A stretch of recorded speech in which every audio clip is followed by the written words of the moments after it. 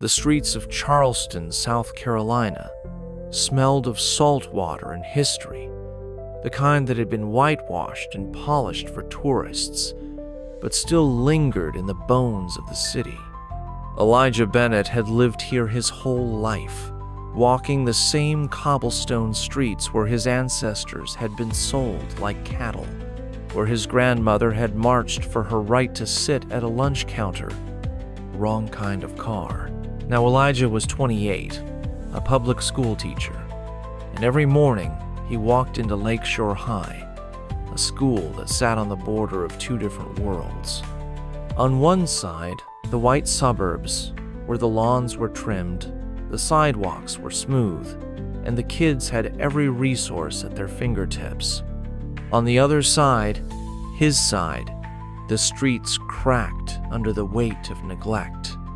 The buses came late, and kids walked to school past liquor stores and payday loan offices.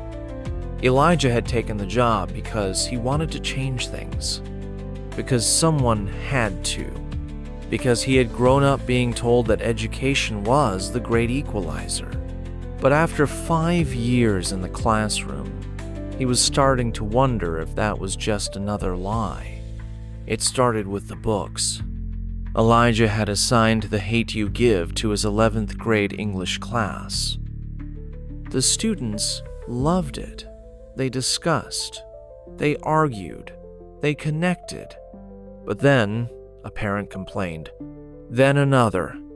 Then the emails started.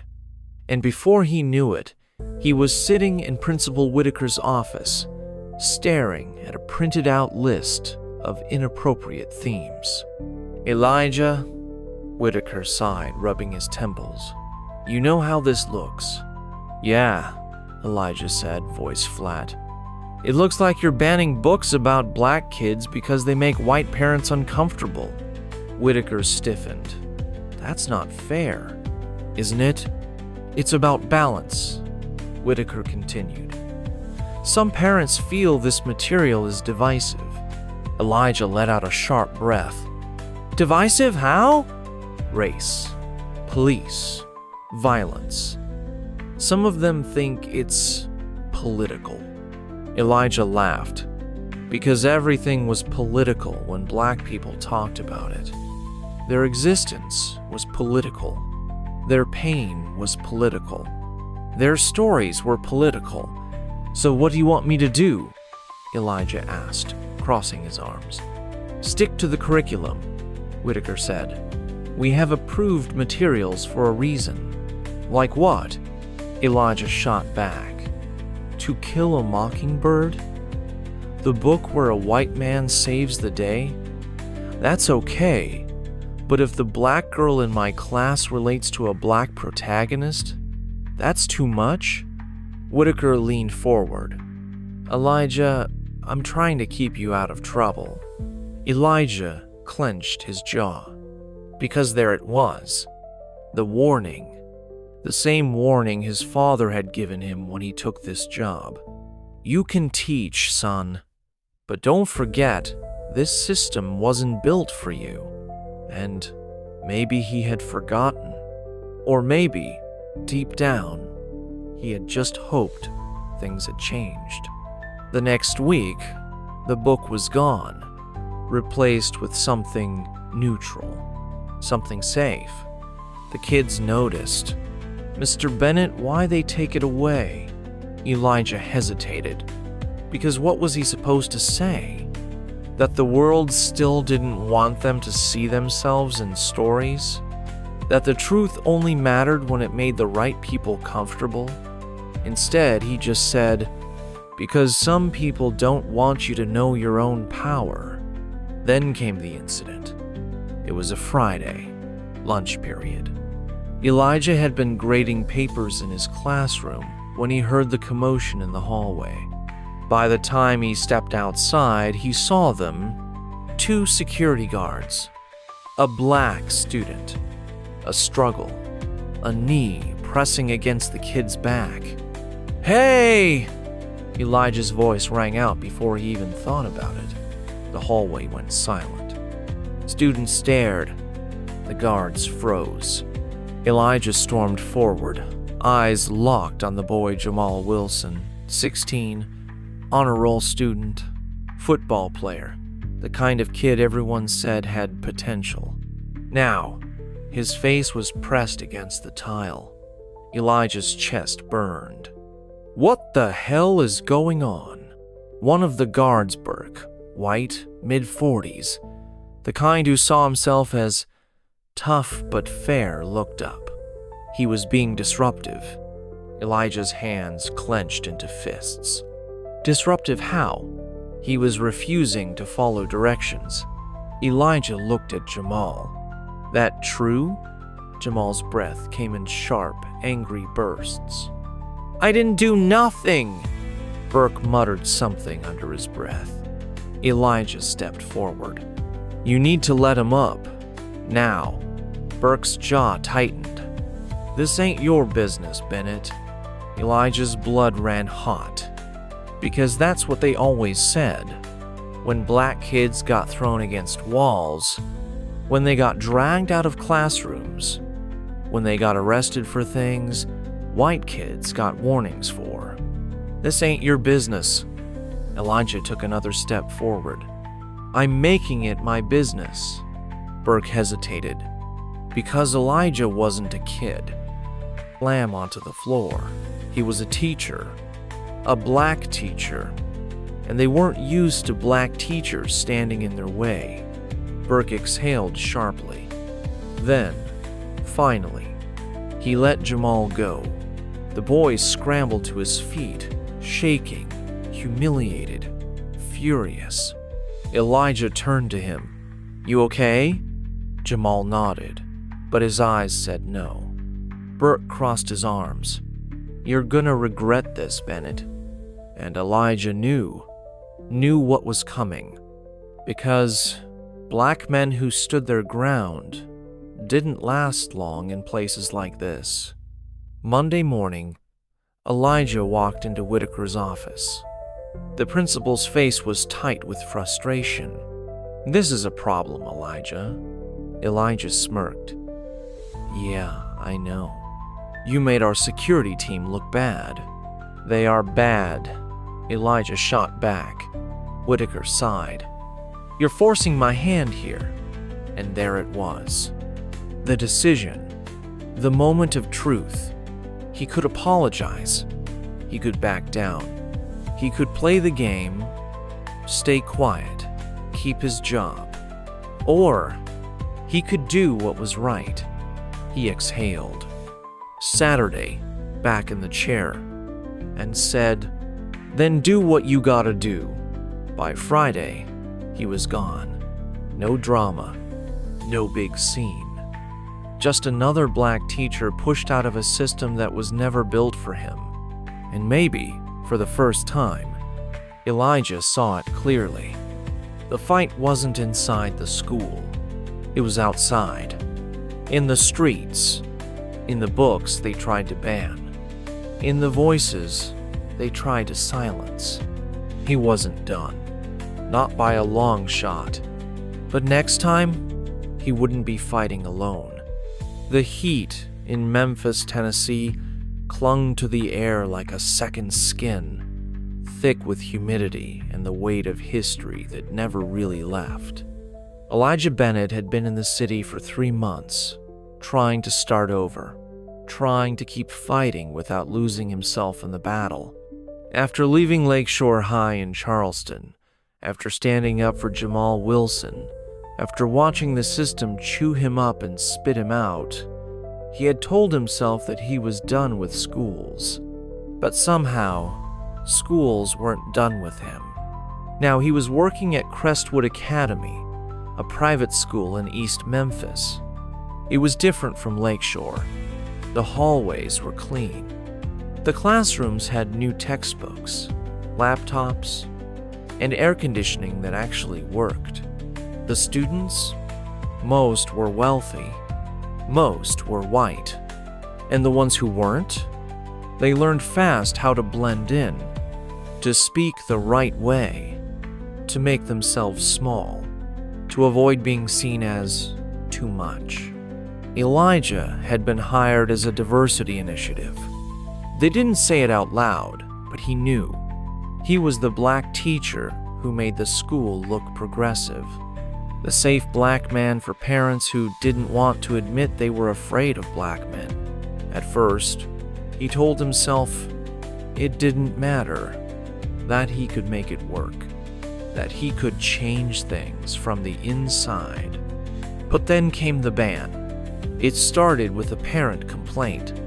A white mother with a diamond necklace and a voice too sweet to be real showed up to the principal's office, fuming. Elijah had been teaching the 1619 project.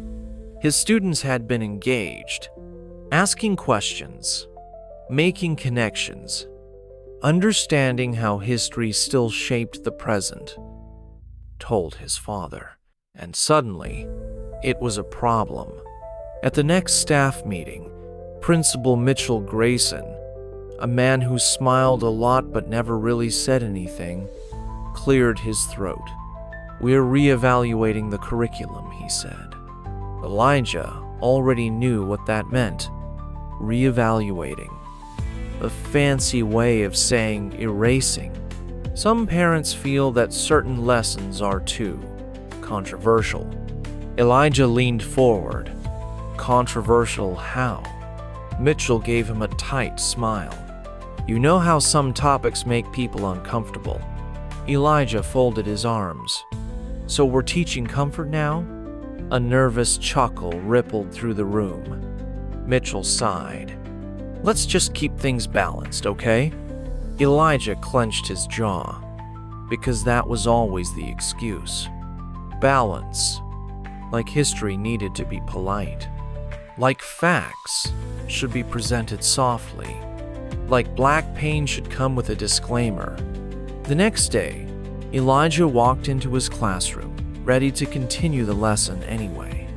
But when he opened his desk drawer, the book was gone. His syllabus?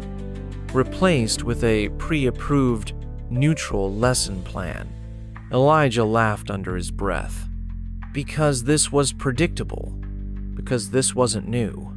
Because this was how power worked. Then came the locker room incident. One of Elijah's students, Andre Parker, a black junior on the basketball team, was jumped by two white teammates. They had cornered him after practice, called him ghetto, told him he wasn't supposed to be here. One of them had grabbed him by the hoodie and muttered, "Y'all don't belong in this school." Andre fought back, and guess who got suspended? Elijah had seen it happen before. A black kid defending himself. A school pretending like both sides were equal. The head basketball coach, a white man with an All Lives Matter sticker on his truck, called it a learning opportunity. Principal Grayson said, "It's best if we just move forward." Elijah gritted his teeth, because this was the part where he was supposed to stay quiet, to nod along, to accept that racism wasn't real if white people refused to acknowledge it.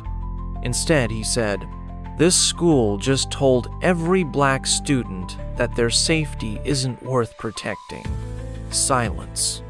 Then, Mitchell said, "Elijah, if you don't like how we do things, maybe this isn't the place for you." And there it was, the line in the sand. Stay in his place, or risk everything. That night, Elijah sat in his apartment, staring at his resignation letter, thinking, torn, because he needed this job, because walking away wouldn't fix anything, because the kids here needed someone who saw what was happening, and if he left, they'd replace him with someone who wouldn't fight. His phone buzzed. A message from Andre. "Coach B says I need to move on from the locker room thing. They try to act like it didn't happen." Elijah exhaled, typed back, "You want to fight this?" Andre's response came fast. "Yeah, but they won't listen to me." Elijah stared at the screen, because this was the moment, the decision, and this time, he wasn't leaving. He texted back. Then, let's make them listen. The next day, Elijah walked into Principal Grayson's office. He didn't sit down, didn't smile, didn't soften his voice. You're gonna handle this situation with Andre. Grayson sighed. Elijah, I'm not asking. Grayson's eyes narrowed. You're getting real bold for someone on thin ice. Elijah smirked. And you're real scared for someone who swears this school is fair. Grayson exhaled sharply. What do you want? I want those 2 players suspended. That's not how things work here. Then it's about to. Or what? Elijah pulled out his phone and placed it on Grayson's desk. Or we take this to the media. Grayson went still because he knew a private school protecting white athletes after attacking a black student, that was a PR nightmare. And Elijah? He had evidence. Andre's texts, student statements, even a video from another kid in the locker room. This was a fight they couldn't afford to have. Grayson sighed. Suspensions, but we keep this internal. Elijah nodded. Good choice. By the time the school year ended, Elijah was still standing, still teaching, still fighting. Because this time, he wasn't just surviving, he was changing the game. The Boston air was sharp with the bite of early winter, the kind of cold that settled into your bones if you stood still too long. Isaiah Lewis pulled his coat tighter around his shoulders as he stepped out of the Harvard Law Library, the weight of exhaustion heavy on his back.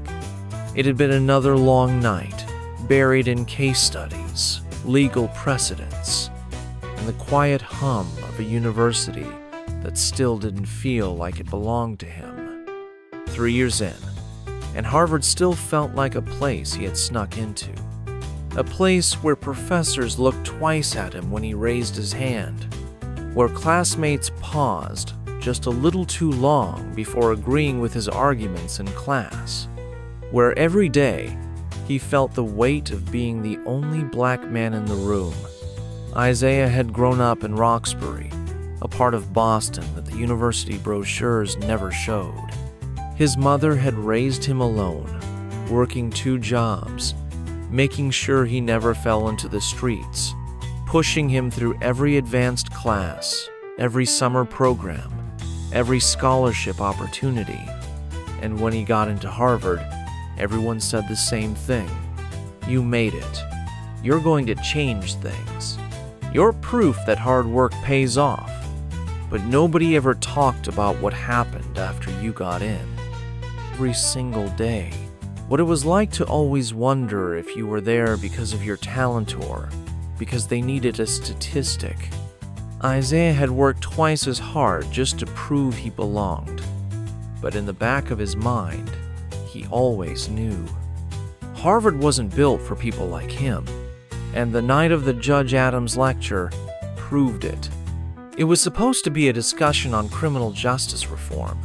Judge William Adams, a well-respected federal judge, had been invited to speak. A panel of law professors, legal experts, and a few hand-picked students were chosen to ask him questions. Isaiah was one of them. He had spent weeks preparing. He had read every case Adams had ever ruled on, studied his record, memorized every inconsistency, because Isaiah knew the truth. Adams was a symbol of everything broken about the system. A man who had sentenced black men to life for crimes that white men got probation for. A man who had denied appeals, ignored wrongful convictions, upheld racist policing practices. And now he was sitting in Harvard's lecture hall, pretending to be a champion of reform. Isaiah sat at the panel table, waiting. When his turn came, He leaned into the microphone. "Judge Adams," he said, voice steady. "You've built a career on strict sentencing laws. You've upheld policies that disproportionately harm Black communities. Now you're sitting here talking about reform. So I want to know what changed. Or do you just care about justice now that it's fashionable?" The room went silent. Then a laugh. Not from the judge. From the audience. From a white student in the front row. A smirk. A whisper. A look exchanged between two classmates. And then Adams smiled. Not because he was impressed, but because he saw it too. Saw how easy it was to discredit Isaiah without even saying a word. Adams leaned back in his chair. "That's an emotional argument," he said smoothly. "But law isn't about emotion, it's about facts. If we want real change, we need to move past the blame game."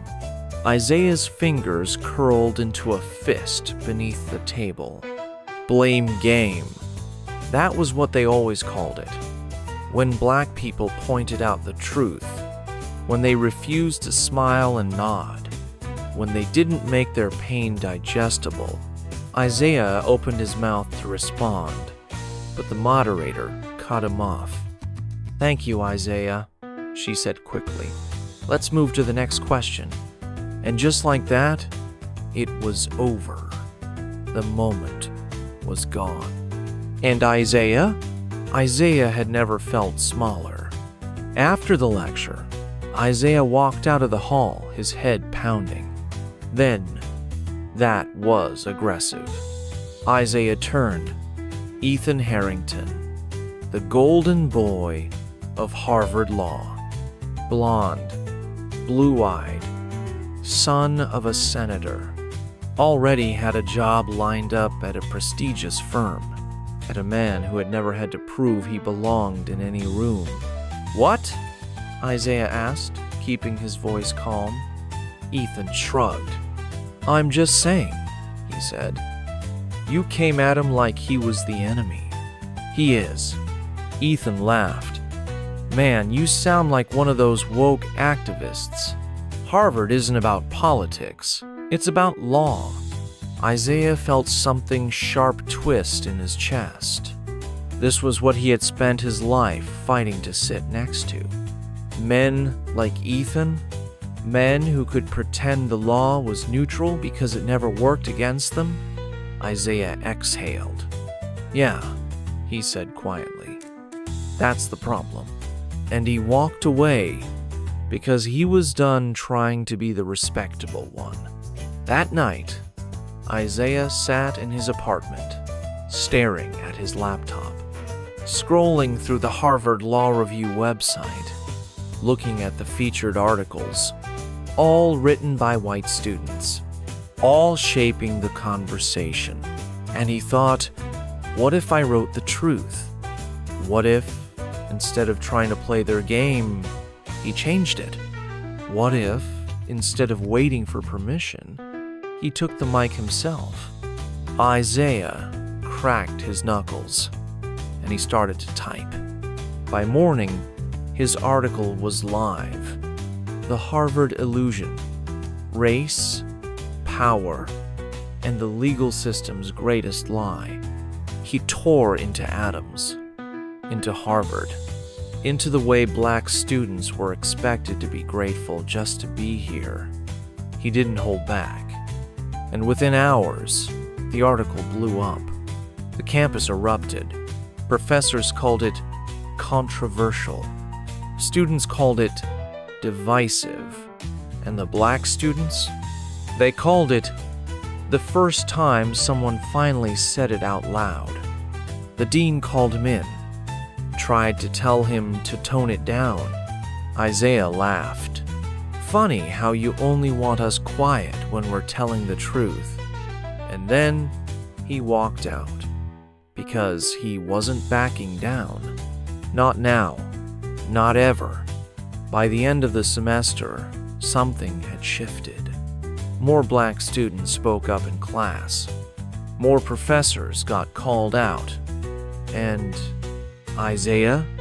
He had offers from law firms who wanted real change, not the pretend kind, because Harvard had given him a degree, but it had also given him something else, a reason to burn the whole system down and rebuild it. And this time, he wasn't asking for a seat at their table. He was building his own.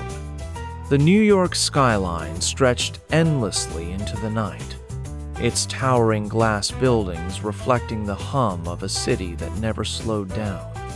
Isaiah Lewis leaned back in his chair, staring out the window of his new office.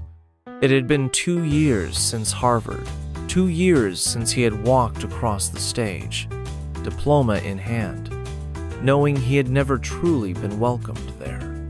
Now, at 27, he was an associate attorney at Mitchell & Graves, one of the most powerful law firms in the country, the kind of place where cases shaped industries, where billionaires came to protect their money, where politicians came to keep their secrets, and where black attorneys, they were few and far between. Isaiah had come to New York to fight, to take what he had learned at Harvard, the truth, the brokenness of the system, and use it to tear it apart from the inside. But working at Mitchell & Graves wasn't like law school. There were no debates here, no room for idealism, just money, power, and the people who controlled both. And Isaiah was starting to wonder, had he just stepped into another rigged game? His first real case wasn't what he expected. He had dreamed of civil rights work, of defending people who actually needed help. But instead, he was assigned to corporate litigation. "You're sharp, Lewis," his senior partner Michael Reed told him. "But real law? It's about business. The sooner you get that, the better." So Isaiah spent his first few months drowning in contracts, defending billion-dollar companies, and settling lawsuits that never made the news. It was dull. It was soulless. And worst of all, it was exactly what the firm wanted. Because black men who got too loud didn't last long here. But then, the Trenton case landed on his desk, and Isaiah saw his opening. It was a civil rights case, a lawsuit against the Trenton Police Department.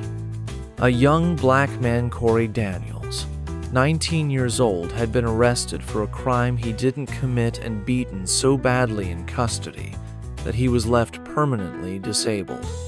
The Daniels family was suing, and the city was trying to settle quietly.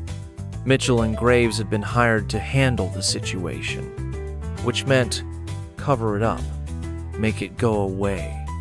Isaiah sat in the conference room, staring at the case file. He knew this story. He had seen it play out in every black neighborhood in America. A young man with a future, arrested on trumped-up charges. A police department with a history of brutality. A city that wanted to pay their way out of accountability. Isaiah knew exactly what the firm expected from him. Help them negotiate. Make sure the settlement was low. Protect the city's reputation. And above all, keep quiet. But Isaiah wasn't built for silence. That night, he drove to Trenton, a city that looked nothing like the sleek glass towers of Manhattan. He found Corey Daniels' mother, sitting on the porch of a small, rundown house. She was tired, not just from the case, but from fighting her whole life. "They said we should settle," she told Isaiah, shaking her head. "Said it's the best we can get." Isaiah met her eyes. "Do you believe that?" She paused, and then, quietly, "Number." Isaiah exhaled. "Then let's fight." The next morning, Isaiah sat in the partner's office. Michael Reed looked at him, unimpressed. "You went to meet with the family?" Isaiah nodded. Reed leaned forward. "You're not here to play hero, Lewis. You're here to work for our clients." Isaiah held his ground. "This firm claims to fight for justice," he said. "Then let's do that," Reed scoffed. "This firm fights for who pays us." Isaiah knew what this was. A test. A warning. Back down or pay the price. He had a choice. And Isaiah had made his decision.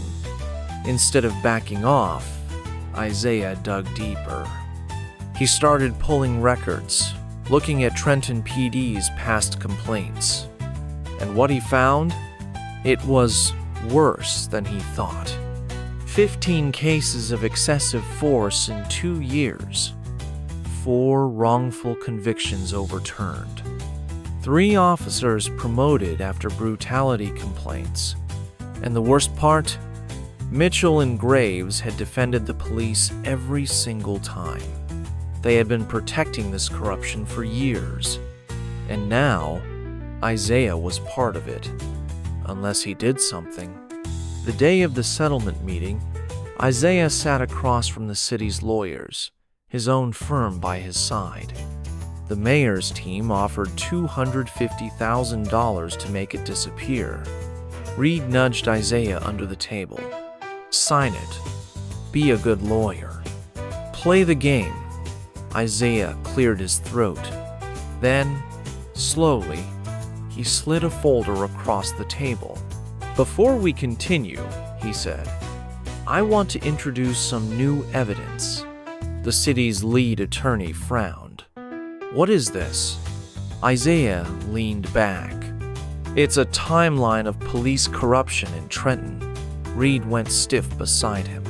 Isaiah continued, "And if we take this to trial, a jury is going to see it." Silence. Tension thick in the air. The city's attorney swallowed hard, because they knew Corey Daniels. It would expose everything. The mayor, the chief of police, the system that had let this happen over and over again. And suddenly, the price of settling had just gone up. By the end of the week, the Daniels family had a $3.5 million settlement, more than they had ever hoped for. But for Isaiah, it wasn't about the money. It was about the message. That the system wasn't untouchable. That the people in power could still be forced to answer. That silence wasn't the only option. Of course, there were consequences. Reed pulled him aside after the case was closed. "You embarrassed this firm," he said coldly.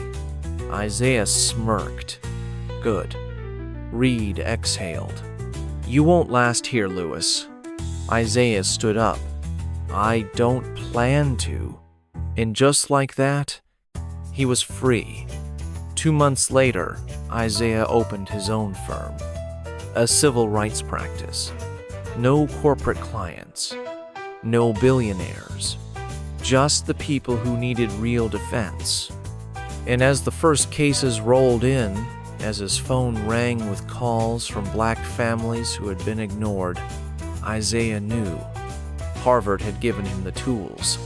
New York had shown him the enemy. And now he was finally ready to fight.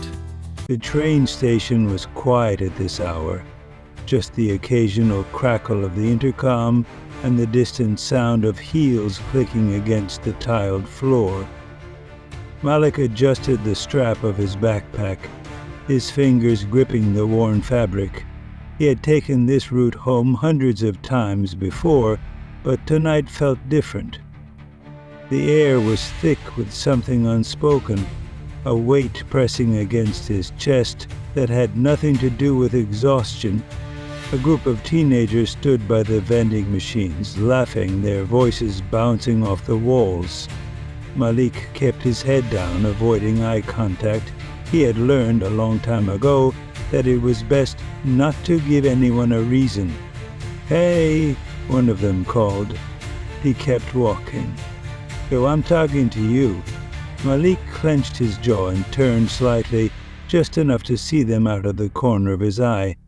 3 boys, all around his age, maybe a little younger. One of them, a blond kid with an expensive-looking jacket, took a step closer. "You got a problem?" Malik's pulse quickened. "Nah, man. I'm just trying to catch my train." The blond kid smirked. "You sure? You're looking at me like I stole something." One of the others snickered. "Yeah, that's funny, right? 'Cause I bet he's the one who steals." Malik exhaled slowly, forcing himself to stay calm. He knew where this was going. It always started like this. A look, a word, then suddenly he was the bad guy. "Come on, say something," the blonde one pressed. "Why are you just standing there all quiet?" The train lights flashed in the distance. Just a few more seconds. The boy's face twisted, amusement fading. "Yeah, that's what I thought. A shove." Malik barely stumbled, but that wasn't the point. The blonde one wanted him to react. He wanted a reason. "Hey, everything all right here?" The voice was firm, cutting through the tension like a blade.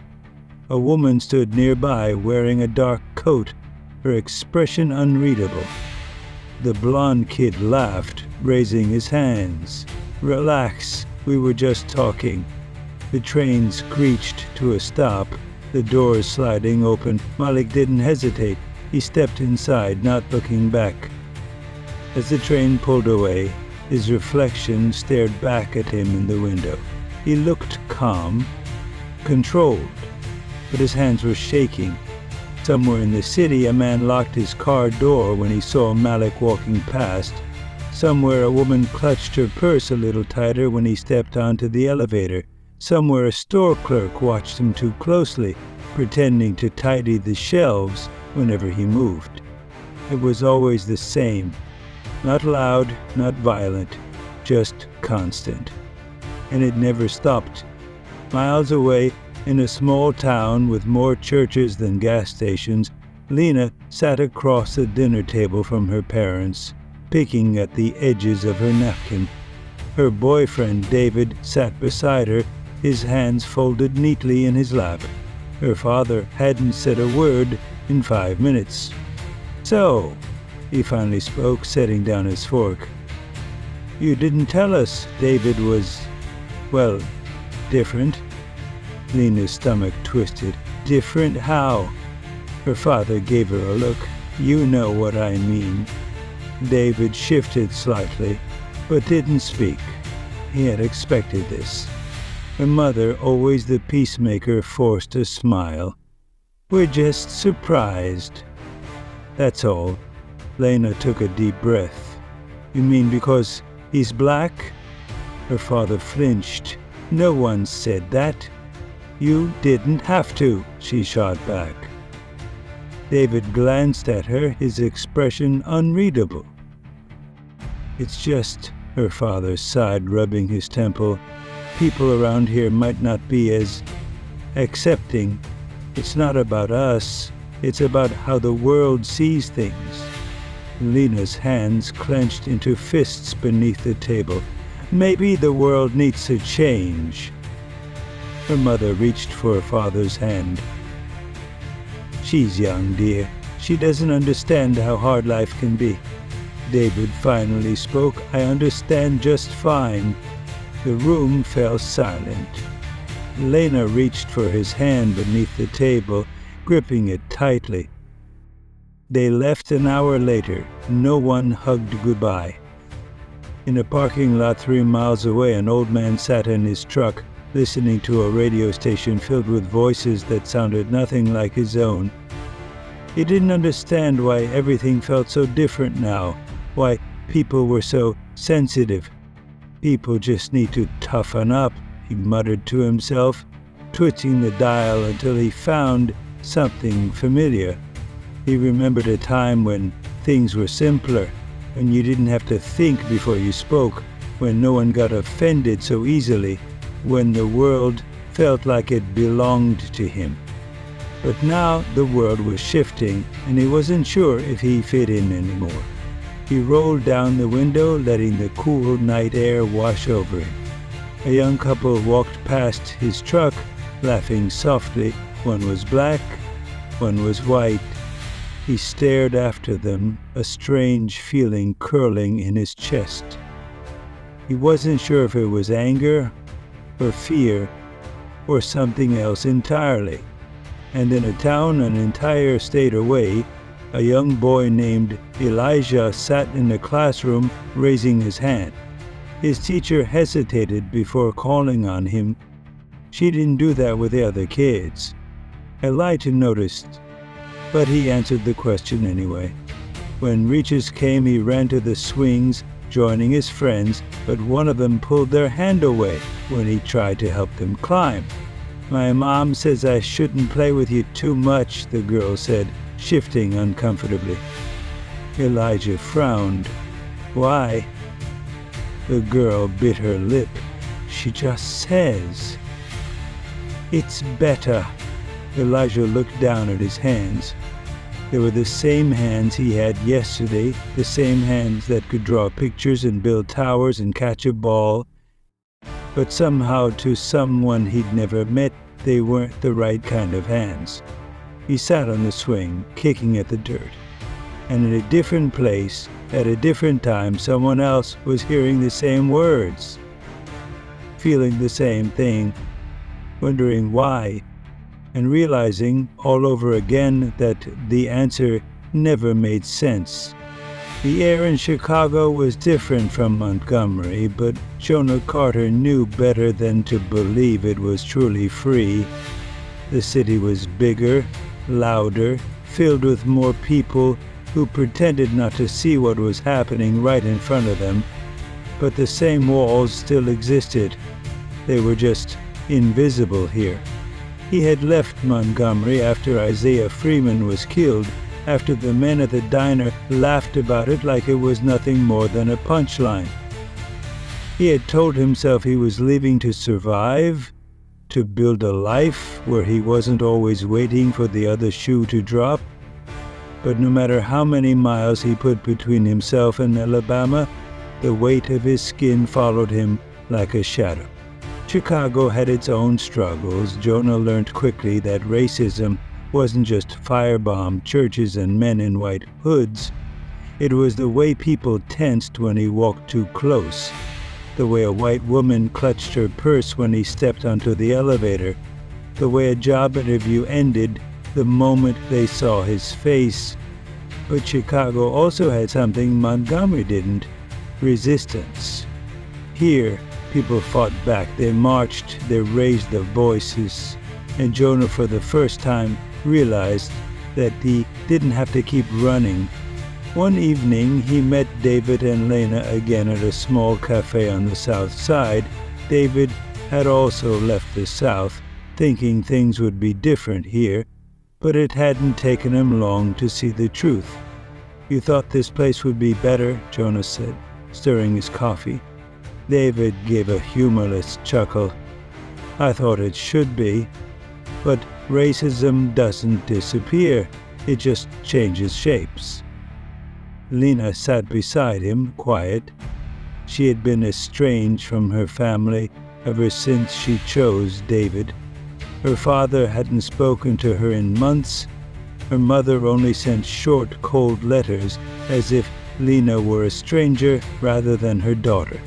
"They still won't talk to me," Lena murmured. "As far as they're concerned, I don't exist."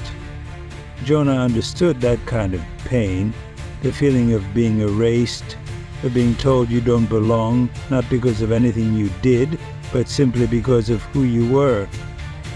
"We're organizing a protest," David said. "Police brutality, segregation, housing discrimination, it's all still happening here. We're going to march." Jonah had never marched before. In Montgomery, marching could get you killed, but Isaiah Freeman had been killed anyway, and Jonah hadn't done anything to stop it. This time, he wouldn't stay silent. The night of the protest, the city felt electric. Hundreds gathered, signs in hand, voices ready to break the silence that had protected the system for too long. Jonah stood shoulder to shoulder with David and Lena, his heart pounding in his chest. But he also saw the police. They weren't here to protect anyone. They stood in formation, shields up, bats at the ready. Jonah recognized that stance. He had seen it before, in old photographs of the South. It was a stance that said, "We are waiting for you to step out of line." "We have to be careful," David muttered. Jonah nodded, but he also knew that careful had never saved anyone. As the protest grew, the police moved in. The first rubber bullet struck someone near the front, then another, then another. Jonah grabbed Lena's wrist, trying to pull her back, but she fought to stay with the crowd. Then the tear gas came. The air burned. Jonah coughed, his eyes watering. Lena screamed as the police charged. Jonah turned just in time to see David pull to the ground. "David!" Lena cried, trying to run to him. Jonah barely had time to react before something struck the back of his head. Darkness swallowed him whole. When Jonah woke, he was in a cold, white-walled jail cell. His head throbbed, his lip was split, and his wrists ached from the tight metal of handcuffs. A police officer sat across from him, arms folded. "You people don't learn," the officer said, shaking his head.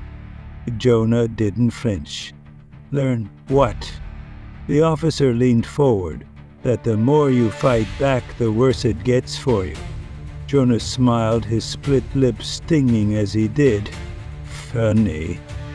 That's exactly why we fight." The officer's expression darkened.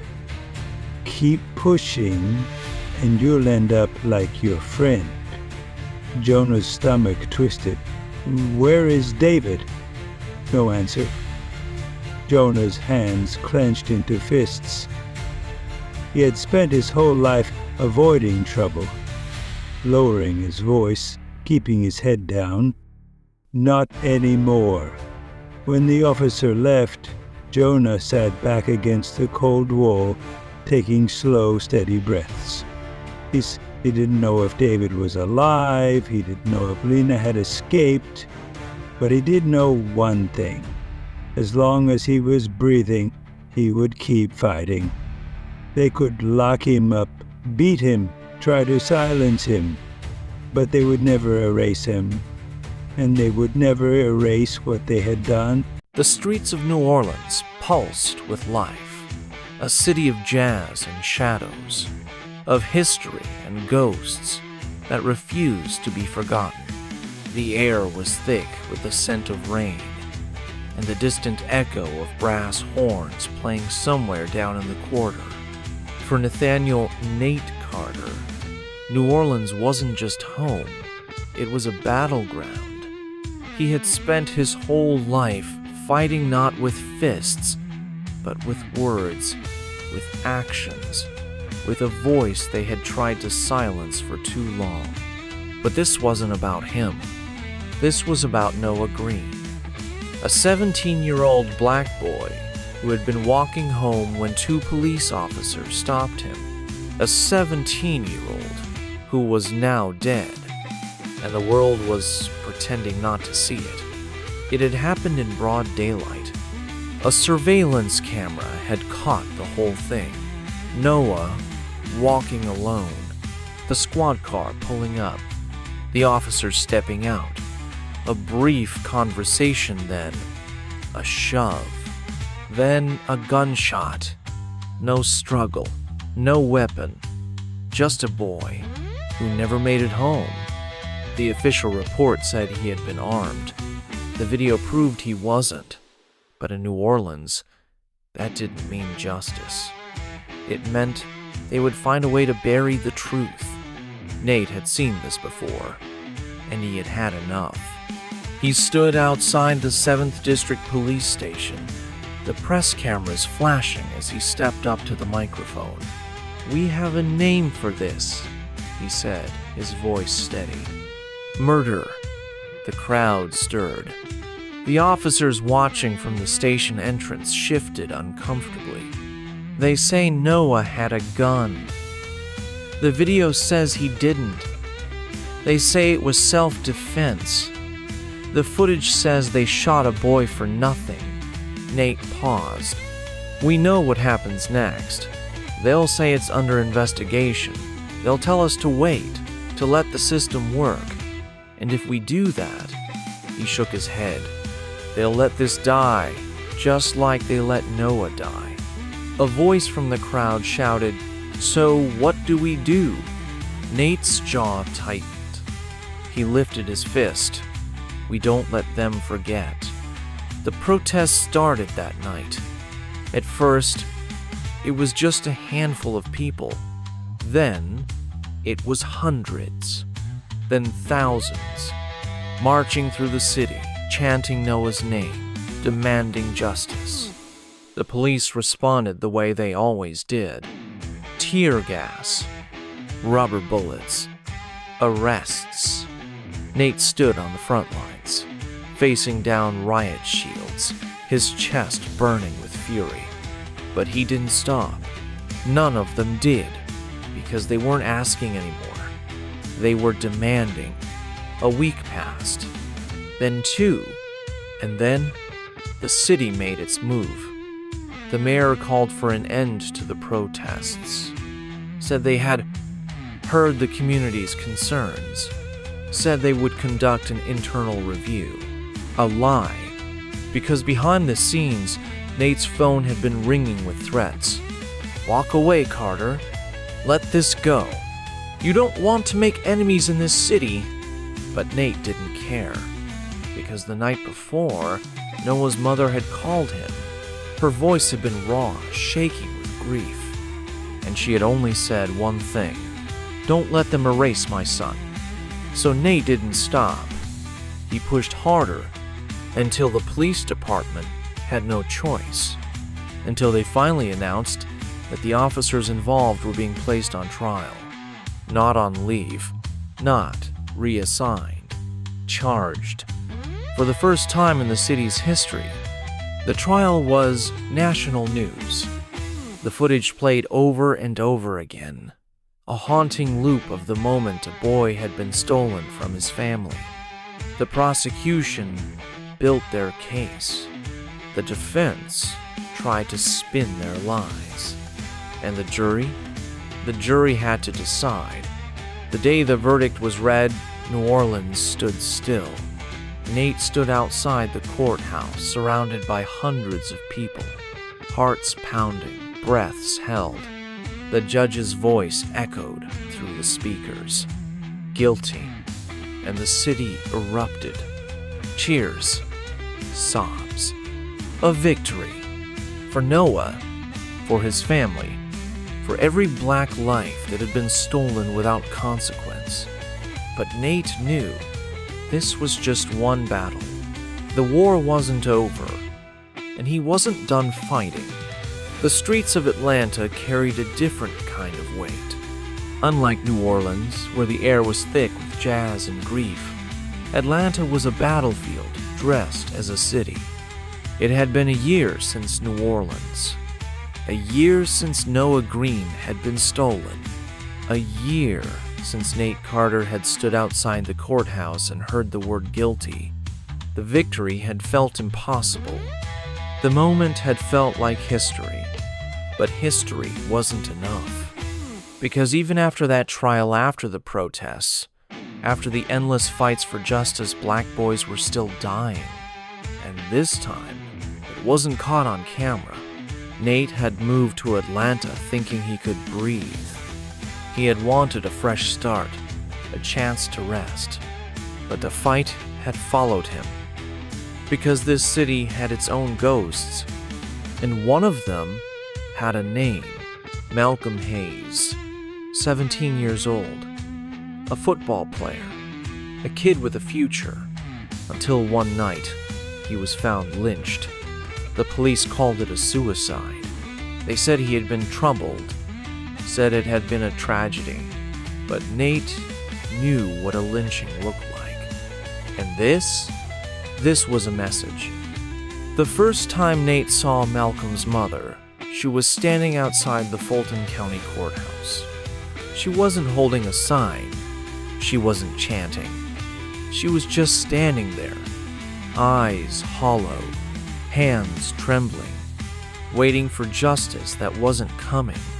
Nate had seen that look before. In New Orleans, in the faces of mothers who had buried their sons and been handed lies in return. So he walked up to her, and he said what no one else would. "They're covering it up, aren't they?" Her breath hitched. And that was when he knew the war wasn't over. The official report was bullshit. They had ruled Malcolm's death a suicide before they even finished the autopsy. No investigation, no witnesses, nothing.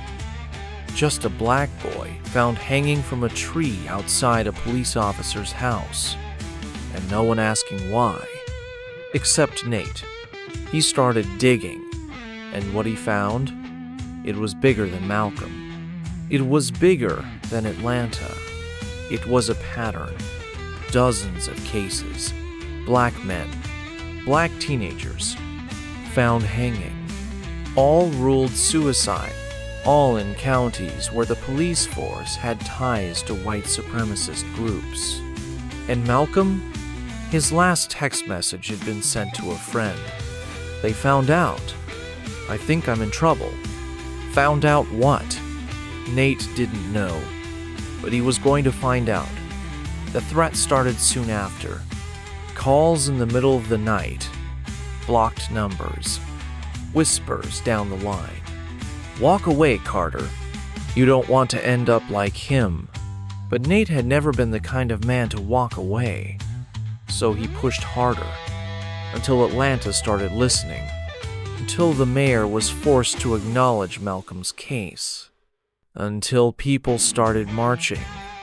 And just like New Orleans, the city fought back. They called the protests riots. The police cracked down hard. Tear gas, rubber bullets, mass arrests. But this wasn't the same fight. This time, they were ready. Because Atlanta wasn't just a city. It was the birthplace of movements. And they knew how to win. Nate was walking home one night when he saw the headlights. The black SUV. No plates. No markings. Just men in uniforms that weren't police. He ran. They chased. And when they caught him, the bag went over his head. The world turned dark. He woke up in a warehouse. Hands zip-tied. A chair in the middle of an empty room. And a man standing in front of him. A man he recognized. Sheriff Walter Briggs. The same sheriff who had ruled Malcolm's death a suicide. The same sheriff who had been avoiding every question Nate had asked. Briggs crouched in front of him, his breath smelling like whiskey. "You don't know what you're messing with, son." Nate didn't flinch. "You killed him, didn't you?" Briggs just smiled. "You think this is about one boy?" He shook his head. "It's about keeping things the way they've always been." A pause. Then Briggs leaned in. "You want the truth?" Nate's pulse hammered. Briggs's smile widened. "You're never going to live long enough to tell it." Then, bang. The door burst open. Gunshots. Shouting. And the next thing Nate knew, he was being dragged out. His vision blurred. Then he saw her. Malcolm's mother, holding a shotgun. Eyes burning with the kind of rage that only a mother could carry. And behind her, half the damn city. Because Atlanta had had enough. Sheriff Briggs was arrested, So were his men. Turns out, they had been running a modern-day lynching ring for decades, using their badges to hunt black men in the South. And Malcolm, he had found out. That's why they killed him. Because he had seen too much.